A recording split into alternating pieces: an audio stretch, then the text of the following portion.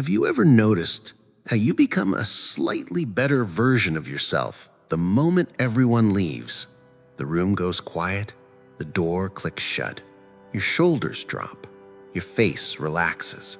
Suddenly, you're thinking clearer, breathing slower, maybe even smiling for no reason. No one's watching, no one's reacting, no one's interpreting your tone, your posture, your pauses. And for the first time all day, you feel accurate. If that sounds familiar, you're not antisocial, you're not broken, and you're definitely not alone in this. In fact, there's a quiet psychology behind people who feel most like themselves when they're alone. And it says a lot about how their minds work, how they relate to others, and how they protect their inner world. Maybe it's you, maybe it's someone you know. Either way, let's talk about what's really going on in that silence. There's one type of person who doesn't dislike people, but feels subtly distorted around them. They walk into a room and immediately start adjusting, not dramatically, not consciously, just slightly. Their tone shifts, their humor softens, their thoughts get filtered before they're spoken. They become a version of themselves that's more readable, more socially compatible, and it works.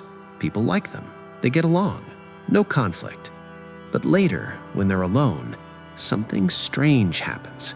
Their thoughts come back online. Their humor gets sharper. Their interests feel more vivid. It's like switching from a compressed audio file back to full quality sound. Psychologically, this happens because some people are highly attuned to social feedback. Their brains are constantly scanning for cues, micro-expressions, tone changes, energy shifts. They're not anxious necessarily, they're perceptive, and that perception takes energy. When they're alone, there's no audience to monitor, no feedback loop to manage. Their mind stops performing and starts existing. If you're this type, you might not feel exhausted after socializing, but you feel more real afterward when you're finally by yourself. Then there's another type, the internal processor.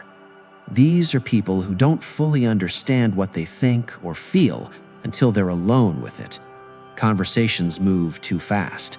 Reactions are expected too quickly. Someone asks, "So how do you feel about that?" And their brain goes blank. Not because they don't feel anything, but because the answer hasn't formed yet. Later, alone, maybe while pacing the room or staring at the ceiling, it clicks. The thoughts organize themselves, the emotions get names, the opinions sharpen. This isn't social awkwardness, it's depth-first processing. Some minds need quiet to think clearly. External input, voices, reactions, interruptions, disrupts the internal flow. Alone time isn't escape, it's where thinking actually happens. If this is you, you might leave social situations feeling unfinished, like something important didn't get said, not because you were afraid, but because you hadn't reached it yet. And when you're alone, you finally meet yourself halfway. Then there's the person who feels most themselves when no one needs anything from them. No expectations, no emotional labor, no adjusting your mood to match the room. This type often doesn't realize how much they give socially until they stop giving. They're the listener, the steady presence, the one who absorbs other stories, frustrations, jokes. They're good at it. It feels natural, but it also quietly drains them.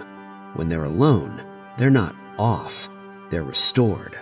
Psychologically, this comes from a strong responsibility towards others' emotional states. These people often learned early, consciously or not, that harmony matters, so they maintain it constantly. Solitude isn't loneliness for them, it's permission. Permission to feel exactly what they feel without managing the atmosphere. If you've ever felt relief, not sadness, when plans get canceled, this might be you. But here's the twist. There's also a type who feels more themselves alone because that's where their identity is safest. Not everyone feels free to be fully honest in social spaces. Sometimes it's because their interests are niche, their humor is dry, their thoughts are unconventional. Sometimes it's because past experiences taught them that being fully seen leads to misunderstanding or subtle rejection. So they adapt. They become agreeable, pleasant, hard to disagree with. Alone, though, there's no risk, no misunderstanding, no need to translate themselves into something more palatable. This isn't fear, it's protection. Psychologically, this often shows up in people with rich inner lives and selective trust. They don't want to be known by everyone. They want to be understood by a few. Until then, solitude feels more honest than performance. If this resonates, you might enjoy being around people, but still feel like your truest self exists somewhere off stage. And finally, there's the type who feels more themselves alone because they're not fragmenting. In social environments, especially busy ones, attention gets divided. Conversations overlap, notifications buzz, expectations stack. For some people, this fragmentation feels like dilution. They're present, but not whole. Alone, attention converges, thought flows uninterrupted, identity feels singular again. This type often feels deeply when they're alone, more creative, more reflective, more emotionally aware. It's not that others disrupt them, it's that solitude allows them to integrate. Psychologically, these people thrive in low stimulation environments. Their minds are sensitive, not fragile. When input decreases, clarity increases. If you've ever felt like your best thoughts arrive late at night when the world finally quiets down, this might be you. So what does all of this mean? Feeling more yourself when you're alone doesn't mean you're disconnected. It means your inner world is vivid. It means your mind values depth, clarity, and authenticity. It means you don't outsource your sense of self to the room you're in. The problem isn't solitude. The problem is when you think solitude means something is wrong. The real question isn't, why do I feel better alone? It's what parts of me only show up when no one's watching. Which type did you recognize yourself in? Maybe more than one. Most people are.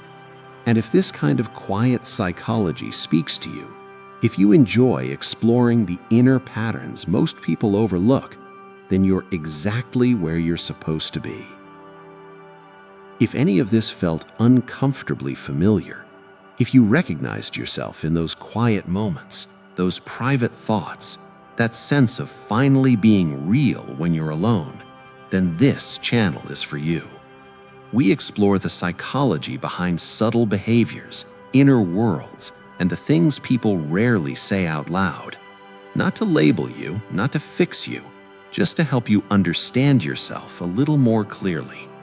So, if you want more reflections like this, more calm dives into human behavior and the hidden patterns beneath it, consider subscribing.